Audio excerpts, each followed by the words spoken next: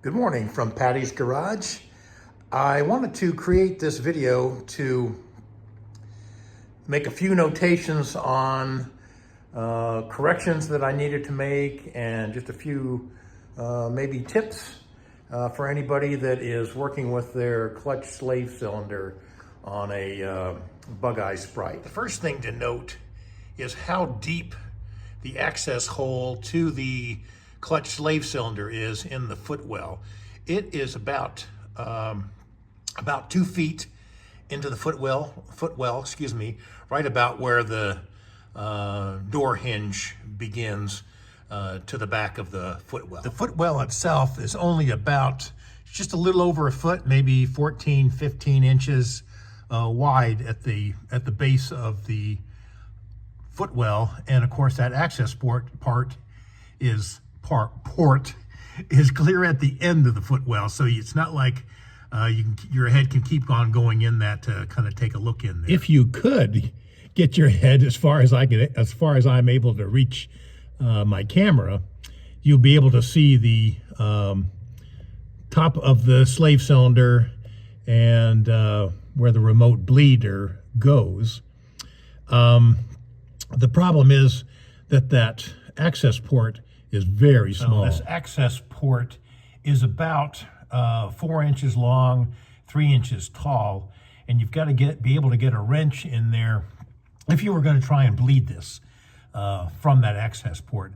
It's very difficult to get a wrench in there to be able to get your head far enough in to see it, and then to be able to get enough throw on your wrench once you finally get it into that point. As mentioned in a previous video, the correction for that is to install a remote bleeder.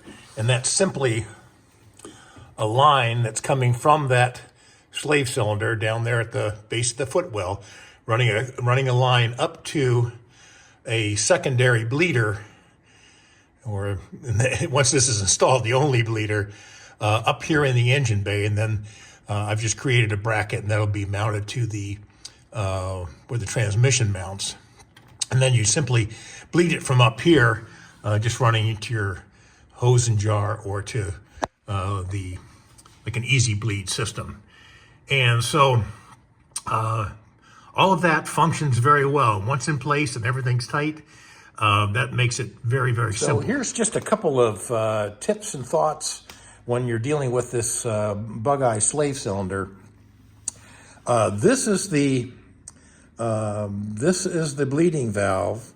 When it's sitting in the car, the feed will come in from the end and it bleeds out the top so that air can travel up to the top. And if you were to try to bleed that through that 3x4 inch hole at the bottom of the footwell, here's what has to happen is you'd have to be able to get a hose through that opening to this bleeder nozzle,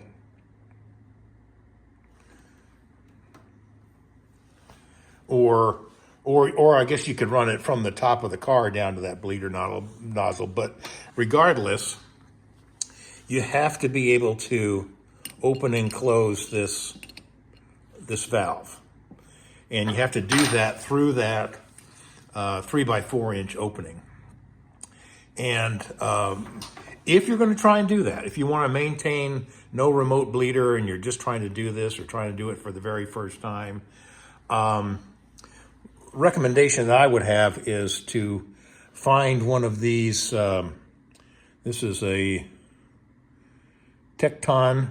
This is a 7/16. Depending on your bleed nipple, it may be a millimeter, it may be a 10 millimeter. You'd want to know the size of that as to which one of these you order. But you'll notice that how the angled. See if I can I'll get in comparison. So here's obviously one's a 7/16, one's a 10 millimeter, but they're you can see the different angle on this 7/16 as compared to pretty much a straight on 10 millimeter. You can see that that's cocked another, I'm not sure, maybe 15 degrees. And if you do it the other way around, there's even more. And if you're trying to do it through that little tiny hole, this wrench becomes really invaluable. Number one, it's a little thinner than many of the wrenches, and it will give you the ability, since by the time you get to the end of the wrench and you're only going 3 or 4 inches, you have to try and get that to fit over the fitting, and then still, you have to get that just right where that'll slip on so that you're not rounding off that fitting nut. And then you have to, at that point, it may be that you don't have any more throw, especially on a conventional wrench. You can flip these over one end to one end, but side to side. But having this available can be a real lifesaver. Now, why am I talking about all this? There was another video when I went all the way through this. Well, what had happened was, I think this is actually 10 millimeter, but what had happened was, while it was on the test stand and things got jostled around, and by the time I got this all mounted and fitted in, this fitting wasn't snug enough. This would have been running up to my remote bleeder. This was not tight enough. And try as I may with these other wrenches that I'm talking about, I could not get that to stop leaking. There was just a drip, and a few seconds later, another drip. It was just siphoning down and coming out the top of the bleeder. So that meant that I needed to remove this slave cylinder in order to drop it down so I could get a wrench on this bad boy and then refit it. If you're doing this project and you're having to rebuild or replace your slave cylinder, top tip is to either modify your slave cylinder or buy one that has already been modified. And so that originally both ends of this look like that. But this one has been modified so that the top end has been shaved off, has been cut out, so that you can now fit the bottom bolt. You can slide this up into the top bolt and then fit the bottom bolt and then tighten this one back down. The reason that's important is that the bolt that's on the top portion of a slave cylinder on Sprite, originally one of mine, the bolt was so long I couldn't get the bolt out. It would, by the time you got it loosened off and out as far as it would go, it began hitting the body and frame, and it was just a nightmare to get that. Eventually I got it out, but then of course you're left with the issue of how do I get it back in.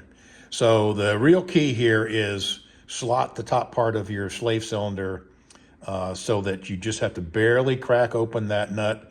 It'll slide up in there, and then you have to do very, very few turns getting it tightened back down again.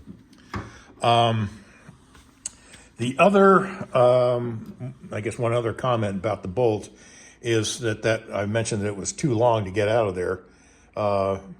Here's a real Captain Obvious moment. Get a shorter bolt.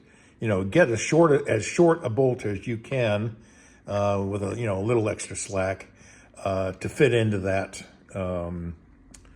hole. I'm not sure the size of the bolt. Whatever. It's a 9/16 head on the bolt.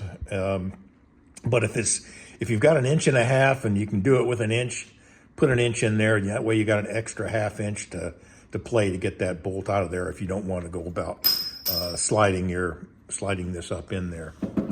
And then one other comment: when this is in place, this bottom hole is very accessible.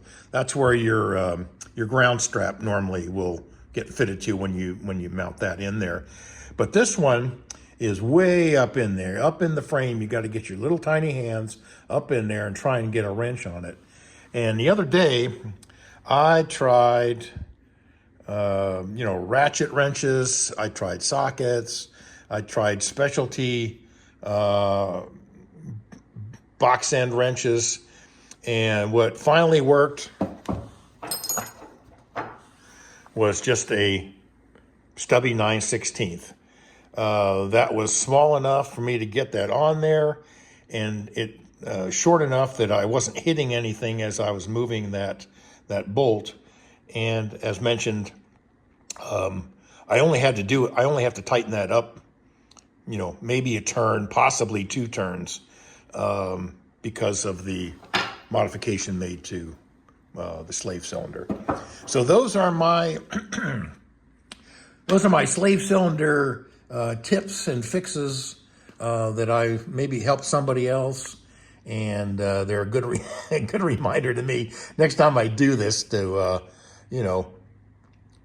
break out. Number one, always remember to tighten the fittings down before you get everything all mounted up in there, or if the engine's out, do it then. But make sure that top fitting is done, and you get yourself a little stubby 9/16 wrench, and that'll sure help the process of getting that slave cylinder out.